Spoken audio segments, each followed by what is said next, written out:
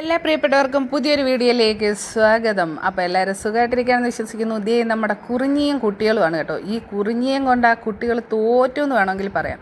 എന്താ വെച്ചാൽ അവർക്ക് ആ കുട്ടികളെ എവിടെ കൊണ്ട് വെച്ചാലും ഒരു സമാധാനം ഇല്ല കേട്ടോ. അപ്പം ഇങ്ങനെ കുറച്ച് നേരം കഴിഞ്ഞപ്പോഴത്തേക്ക് പിന്നെ ഞാൻ പോയിട്ട് നമ്മുടെ കണ്ടൻ വന്നു. അപ്പോൾ അവർക്ക് രണ്ടുപേർക്കും പാല് കൊടുത്തു. അപ്പോൾ കാണാം ഈ കുറിഞ്ഞി ഈ കിളിക്കൂടിൻ്റെ മണ്ടേ ഇരുന്ന ആ പൂച്ച കൊച്ചുങ്ങളെ താഴേക്ക് വലിച്ചു കൊണ്ടുപോകുന്നു. അപ്പം ഞാനൊരു സഹായത്തിന് പാവം ഇനി പൊത്തോന്ന് താഴെ വീഴണ്ടല്ലോ എന്ന് വിചാരിച്ചിട്ട് രണ്ടെണ്ണത്തിനെ ഇറക്കി തറയിൽ വെച്ചു. പിന്നെ കുറച്ച് നേരത്തേക്ക് എൻ്റെ പ്രിയപ്പെട്ടവരെ എനിക്കറിഞ്ഞൂടെ അവളവിടെ കാണിച്ച ഒരു വെപ്രാളം. അത് അവളെ കുറ്റം പറഞ്ഞിട്ട് കാര്യമില്ലല്ലോ. എന്താ വെച്ചാൽ ഒരു അമ്മയുടെ ഒരു വെപ്രാളം, അല്ലെങ്കിൽ എന്താ പറയുന്നത്, ഒരു ടെൻഷൻ, അതാണ് ആ ഒരു കുഞ്ഞു പൂച്ചയിലൂടെ നമ്മൾ കാണുന്നത്.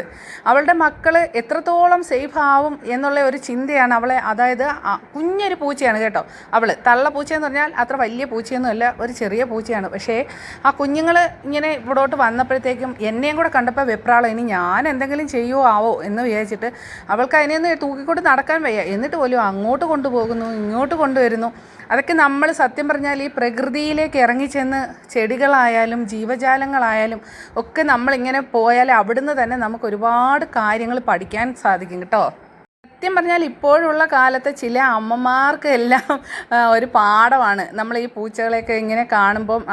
ചിലർക്കൊന്നും ഈ പൂച്ചകളെ ഇഷ്ടമല്ല കേട്ടോ, ചിലർക്കൊന്നും പൂച്ചകളെ ഇഷ്ടമല്ല. പക്ഷേ എനിക്ക് പൂച്ചയെ ഭയങ്കര ഇഷ്ടമാണ്. പക്ഷേ ഇവർ അകത്തൊന്നും കയറില്ല, പുറത്ത് മാത്രമാണ്.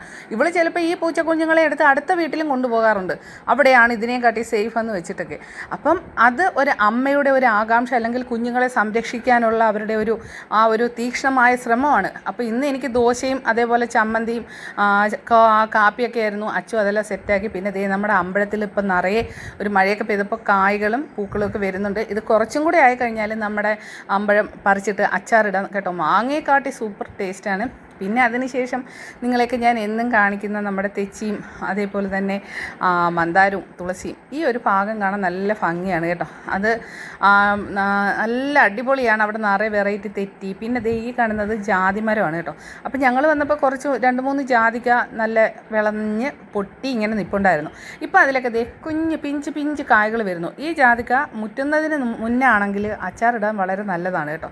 അതേപോലെ അത് അച്ചാറിട്ട് കഴിക്കുന്നത് അതിൻ്റെ തോട് നല്ലതാണെന്നൊക്കെയാണ് പറയുന്നത്. കൂടുതൽ അതിനെക്കുറിച്ച് അറിയില്ല. ഒരിക്കലും പൂക്കില്ല എന്ന് വിചാരിച്ച് ഞാൻ കൊണ്ടുനട്ട എൻ്റെ ഉരുളിയിലെ ആമ്പൽ ദേ പൂത്തിങ്ങനെ നിൽക്കുന്നു. വളരെ കുഞ്ഞൊരു പൂവാണ്. ഇന്നലെ ഞാൻ കറി വയ്ക്കാൻ ഒടിച്ചുകൊണ്ട് പോയ നമ്മുടെ കറിവേപ്പിലയും കാന്താരി മുളകുമാണ് ആ കിളിക്കൂട്ടിനകത്തിരിക്കുന്നത്. അത് അവിടെ വെച്ചിട്ട് വേറെ ഏതോ കാര്യത്തിന് പോയി ഞാൻ മറന്നുപോയി. പിന്നെ വീണ്ടും പോയിട്ട് അത് എവിടെ വെച്ചെന്ന് ഓർമ്മയില്ലാതെ വേറെ ഒടിച്ചുകൊണ്ട് വന്നു. പിന്നെ നമ്മുടെ റംബുട്ടാനിൽ ബാക്കിയുള്ള കുറച്ച് കായ്കളാണ്. നിങ്ങൾ ആ കണ്ട വീടാണ് നന്ദേട്ടൻ്റെ ചേട്ടൻ്റെ വീടാണ്. തൊട്ടപ്പുറം ഇപ്പുറമാണ് കേട്ടോ ഞങ്ങൾ. പിന്നെയെന്ന് പറഞ്ഞാൽ ഈ കാണുന്നത് സർവ്വസുഗന്ധിയാണ്, ഇറച്ചിയിലൊക്കെ ഇടാം. ഇത് നമ്മുടെ മാംഗോസ്റ്റിനാണ്, പഴങ്ങളുടെ രാജ്ഞി എന്ന് പറയുന്നത് അല്ലേ? അങ്ങനെയാണെന്ന് തോന്നുന്നു. പറയുന്നതിൽ എന്തെങ്കിലും തെറ്റുണ്ടെങ്കിൽ നിങ്ങൾ ക്ഷമിക്കുക കേട്ടോ. പെട്ടെന്ന് ഇങ്ങനെ പറഞ്ഞു വരുമ്പോൾ ചിലപ്പം മറന്നൊക്കെ പോകും, മനുഷ്യരല്ലേ.